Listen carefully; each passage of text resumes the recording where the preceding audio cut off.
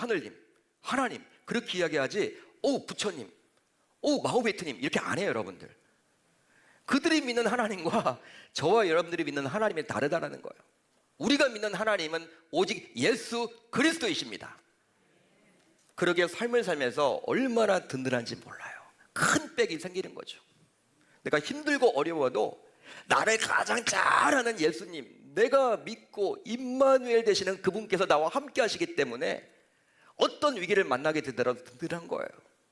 우리가 마치 보험을 들어놓으면 어떤 위기 상황이 오더라도 든든한 것처럼 큰 빽을 가지고 계신 거예요. 여러분들 모두 그런 은혜가 있기를 바랍니다.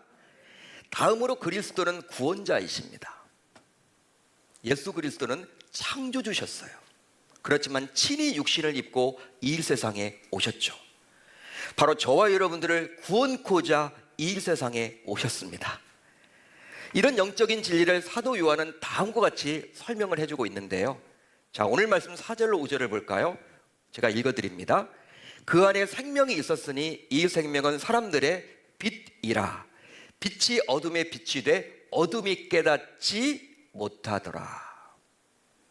창조주이신 그리스도를 망각하고 살아가는 세상의 어둠 가운데 그리스도께서 빛으로 오셨다라고 사도 요한은 증언을 해주고 있죠. 바로 오직 빛만이 어둠을 구원할 수 있기 때문입니다.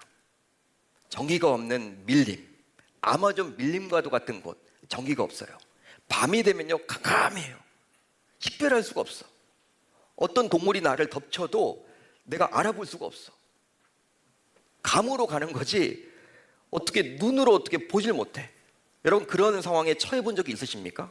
저는 예전에 인도네시아 밀림 지역에 갔었거든요. 말라카 해협 근처에 선교를 갔는데 전기가 저녁에 끊겨요. 그냥 이렇게 밝은 전기도 아니에요. 여러분들, 예?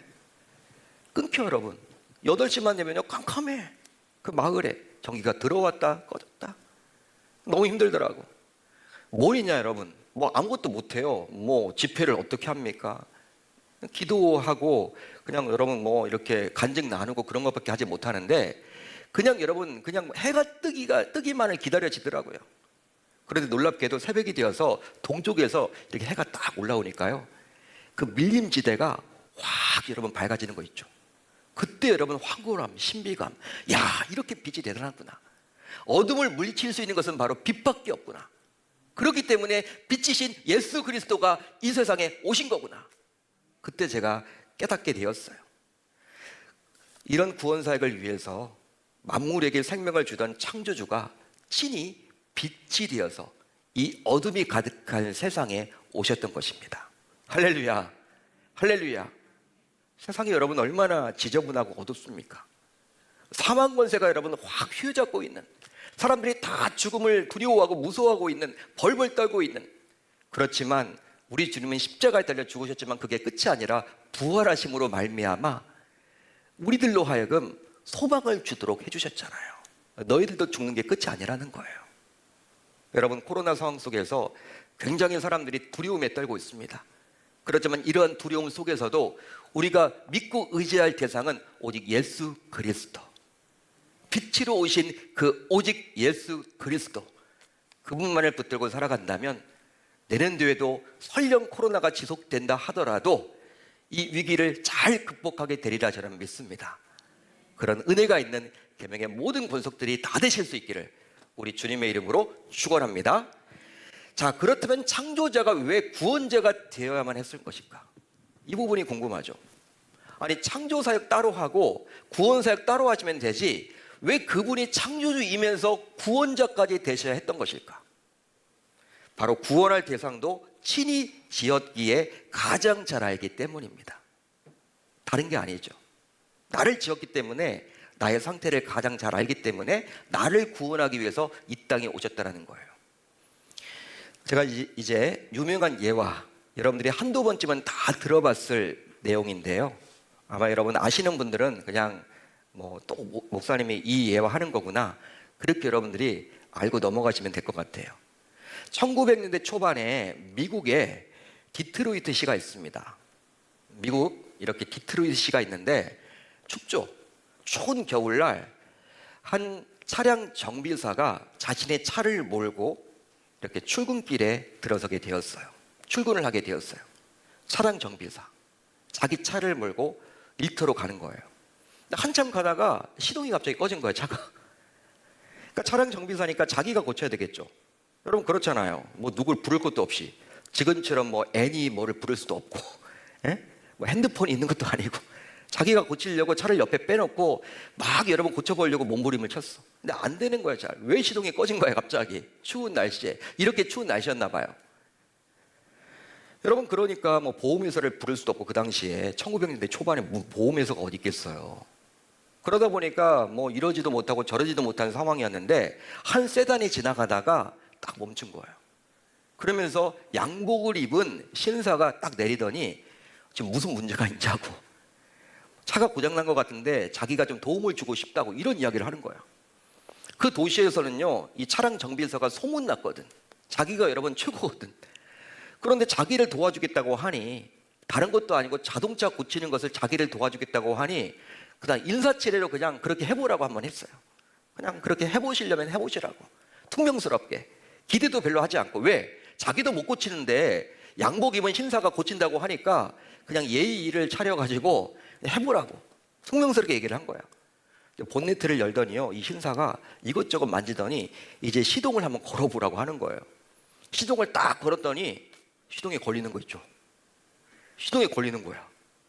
와, 이상한 노릇이야. 깜짝 놀라가지고, 아니 당신은 누구입니까? 당신은 과연 누구이길래 이 도시에서 내가 소문난 차량 정비사인데 나도 못 고치는 차를, 내 차를 어떻게 이렇게 잘 고치냐고, 당신은 누구냐고 막 물어보는 거야. 그랬더니 이 신사가 빙그레 웃더니 오늘 좋은 하루 되세요, 이런 말을 남기면서 명함 한 장을 딱 줬대요. 근데 명함을 딱 보니까 뭐라고 쓰여져 있었어요? 헨리 포드. 헨리 포드. 해리포터 아니고 헨리 포드.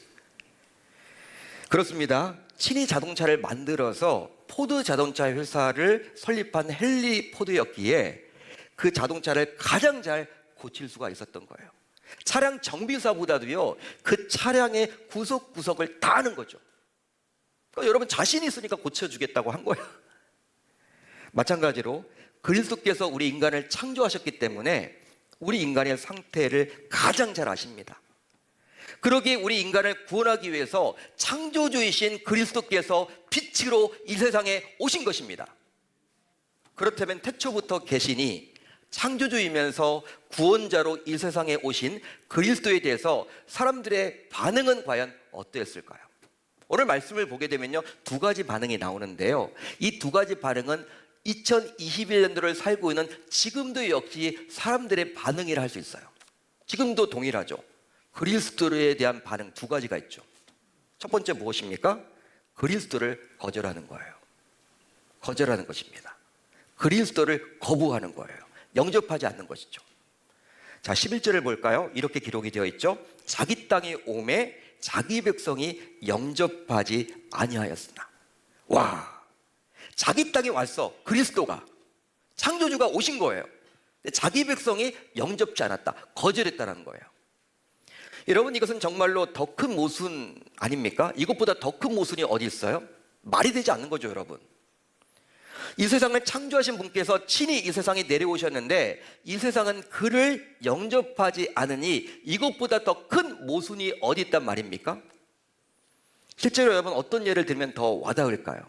제가 여러분 곰곰이 생각을 해보다가 어제 여러분 이렇게 말씀을 준비하면서 이 예를 사용하면 좀 성도님들에게 완벽하진 않지만 그래도 좀 와닿겠다라는 생각이 들어서 소개하려고 합니다. 어떤 한 사람이 사업을 시작했어요. 작게 시작했습니다. 어렵게 시작했어요. 놀랍게도 사업이 여러분 쉽지 않잖아요. 망할 확률이 더 많잖아요. 근데 이분은 여러분 성공을 거두어서 수십 년 후에 대기업이 되었어. 대기업 창업주가 된 거야. 그런데 후에 이 창업주가 자신이 만든 대기업을 방문했는데 직원들이 아는 척을 하지 않는다면 이것은 너무나도 아이러니하다고 할 수 있겠죠. 왜요? 말이 되지 않는 거기 때문에. 아니, 대기업의 창업주가 왔는데 어느 누구 하나 아는 척을 하지 않는다. 말이 안 되는 거잖아요. 그럴 수가 없는 거잖아요. 그럴 일이 벌어질 수가 없는 거잖아요. 따라서 창조주인 그리스도께서 이 세상에 친히 오셨는데 이 세상이 그를 영접하지 않고 거절한 것은 바로 대기업 창업주가 자신의 회사에서 환대받지 못한 것과 마찬가지라고 할 수 있습니다. 말이 되지 않는 거예요. 그렇다면 왜 이 세상 사람들은 그리스도를 영접하지 않는 것일까요? 여러분 나가보세요. 세상 불신자들을 만나보세요. 야, 내 주먹을 믿겠다. 그런 이야기나 듣지. 예? 여러분들은 영접해서 이 자리에 나와 있잖아요. 그렇지만 영접하지 않은 사람들이 더 많아. 밖에 나가보면. 같은 부모 밑에서 자라났는데 누구는 예수를 믿고 누구는 예수를 안 믿어. 결혼해서 같이 사는데 남편은 예수를 안 믿고 부인은 믿어. 아니 반대로 남편은 믿는데 아내는 안 믿어. 그런 가정들이 많거든요. 이걸 어떻게 설명하실래요? 왜 그렇습니까? 왜 세상에서는 그리스도를 영접하지 않습니까? 이 세상의 창조주신데 바로 그가 누구인지 알지 못했기 때문입니다. 이거 하나예요. 답은 여기 있는 거예요. 요한복음 1장 10절을 보면 이렇게 나와 있죠. 그가 세상에 계셨으며 세상은 그로 말미암아 지은 바 되었으되 세상이 그를 알지 못하고 실제로 오늘날도 사람들이 그리스도를 영접하지 않는 이유는 딱 한 가지입니다. 바로 무엇입니까? 잘 알지 못하기 때문에. 자, 이 구절에 나와 있는 안다라는 단어는요, 바로 지식적인 알을 말하지 않습니다. 체험적인 암, 경험적인 알을 말하는 거예요. 여러분, 그리스도가 창조주이며 구원자임을 안다면 어찌 그리스도를 영접하지 않을 수 있단 말입니까? 아는데 영접하지 않는다? 말이 안 되는 거죠. 즉 그리스도가 어떠한 존재인지를 체험하여 안다면 그리스도를 결코 거절할 수는 없는 거예요. 거부할 수는 없는 것이죠. 그러기에 하나님 편에서 그리스도를 알지 못하는 것은 가장 커다란 죄악이라 할 수 있습니다. 하나님 편에서는, 하나님이 보시기에. 세상에 나가보면요, 가장 큰 죄가 뭐예요? 형법상 살인죄래요. 살인죄. 누구의 목숨을 강제로 빼앗는 거. 큰 죄죠. 용서받을 수가 없는 거죠. 용납이 안 되죠. 근데 하나님 입장에서는요, 그 살인죄보다도 어떤 의미에서 자기를 거부하는 거, 자기를 부인하는 거, 자기를 영접하지 않는 것을 더 큰 죄로 보실 수도 있다는 거예요. 왜 그렇습니까? 거기에서부터 살인죄도 나오고 거짓말도 나오고 모든 죄가 다 파생되는 것이기 때문에. 그래서일까요? 자, 오늘 말씀 6절 이하를 보게 되면 이제 세례 요한이 등장을 하죠. 바로 그리스도를 알지 못하는 무지를 깨우치고자 그리스도가 오시기 직전에 하나님께서 세례 요한을 친히 보내셨으니 그가 바로 이 빛 대신 그리스도를 증언하러 온 것이라고 사도 요한은 말씀해 주고 있어요. 그가 증언하러 왔으니, 그는 바로 세례 요한을 말합니다. 그가 증언하러 왔으니 그 빛에 대하여 증언하고 모든 사람이 자기로 말미암아 믿게 하려 함이라. 그는 이 빛이 아니요, 세례 요한은 이 빛이 아니요, 이 빛에 대하여 무엇하러 온 자라? 증언하러 온 자라. 그는 이 그리스도가 아니요, 이 그리스도에 대해서 증언하러 온 자라. 6개월 전에 먼저 태어났던 세례 요한의 사역은요, 철저하게 그리스도를 예비하는 자, 그리스도를 증언하는 자에 머물러 있다는 거예요. 실제로 예수님께서 이 세상에 오실 때 유대 땅에, 그것도 유대인으로 오셨지만 많은 유대인들은 가장 가까이에서 그를 접했음에도 불구하고 그를 영접하지 않았죠. 그를 직접 두 눈으로 봤어요. 그리고 말도 섞어봤어요. 많은 기적과 이적을 봤어요. 그렇지만 그리스도를 영접하지 않았습니다. 이유는 딱 한 가지. 무엇입니까? 그를 창조주와 구원자로 알지 못했기 때문에. 따라서 우리 신자들은 그리스도를 알지 못하는 불신자들이 주변에 있다면 그 불신자들이 여러분들의 부모이건 자녀이건 배우자이건 지인이건 학부모들이건 아니면 직장 동료이건 간에 직장 상사이건 후배이건 간에 동창이건 간에 형제 자매이건 간에 그 불신자들에게 복음을 전해 불신자들이 그 복음을 듣고 그리스도가 누구인지를 알아 결국 그리스도를 영접할 수 있도록 하나님의 도구의 역할을 감당할 수 있어야 할 줄로 믿습니다. 저와 여러분들로 하여금 왜 먼저 예수를 믿게 했냐는 거예요.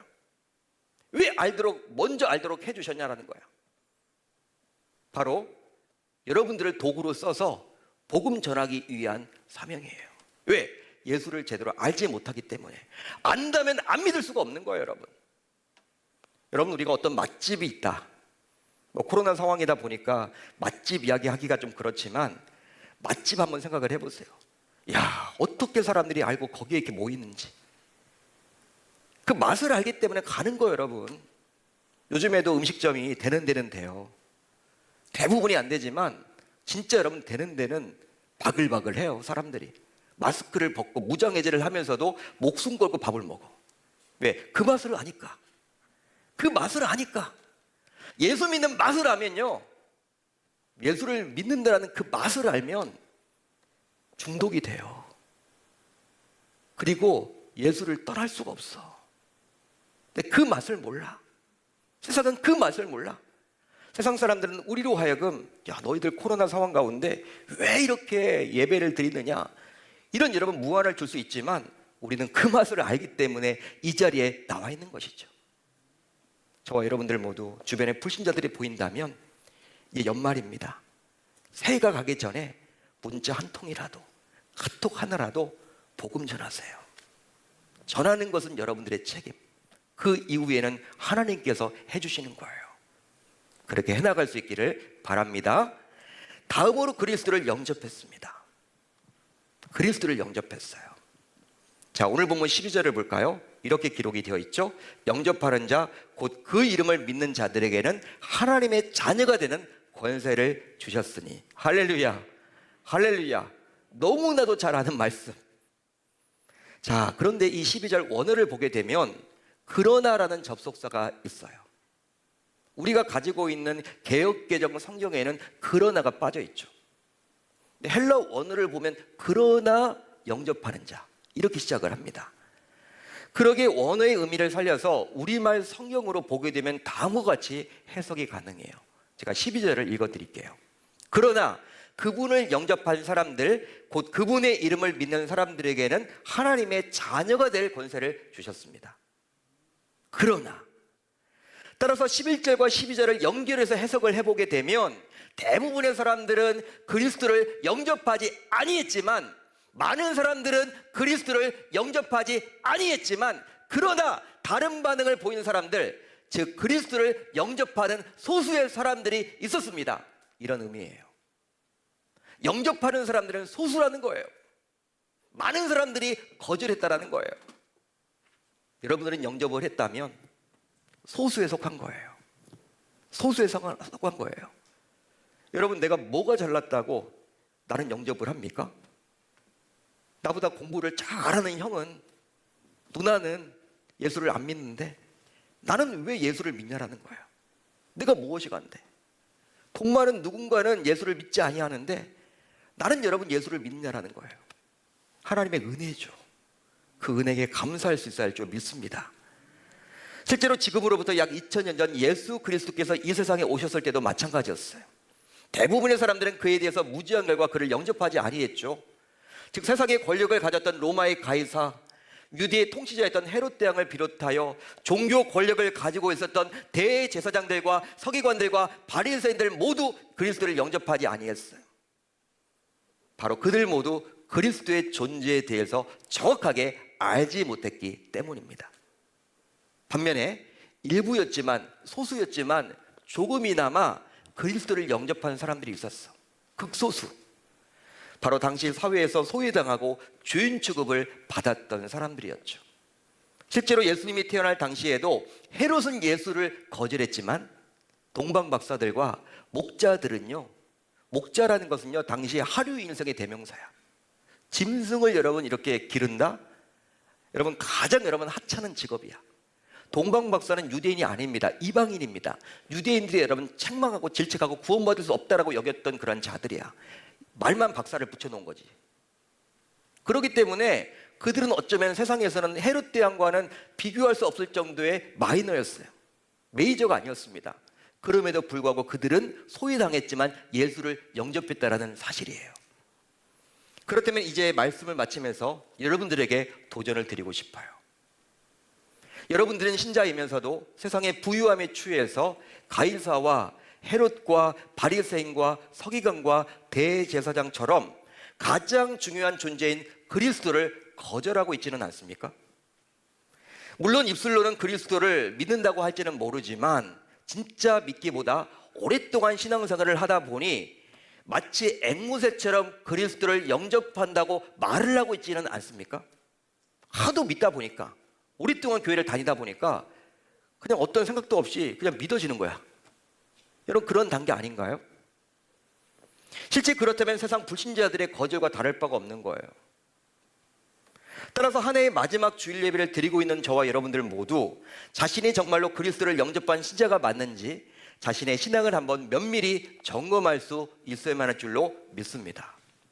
그 결과 교회를 오랫동안 다니기만 했지 아직도 온전히 영접하지 못했다면 새해에는 그리스도를 온전히 영접할 기회를 달라고, 은혜 베풀어 달라고 간절히 주님께 매달려야 할 줄로 믿습니다. 바로 그리스도를 영접하는 것은 나의 의지와 결단만으로 되는 것이 아니라 전적인 하나님의 은혜로만 가능한 것이기 때문이에요. 이는 혈통으로나 육정으로나 사람의 뜻으로 나지 아니하고 오직 하나님께로부터 난 자들이니라. 할렐루야, 할렐루야. 여러분, 영접했다. 오늘 말씀 12절을 보세요.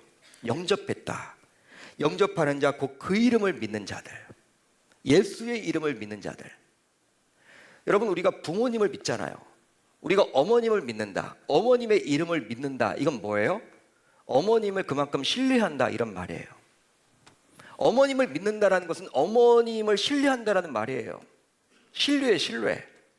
목사를 믿는다라는 것은 목사를 그만큼 신뢰한다는 말이에요. 그런 말이겠죠. 예수님을 믿는다라는 건 예수님을 신뢰한다는 말이에요. 어머님을 신뢰하면 어떻게 해요? 어머님의 말씀을 신뢰하기 때문에 내 이성적인 생각과 다른 말씀을 하시더라도 순종하고 보는 거예요. 하나님께서 우리에게 말씀하고 계시죠? 너희들은 영접했느냐?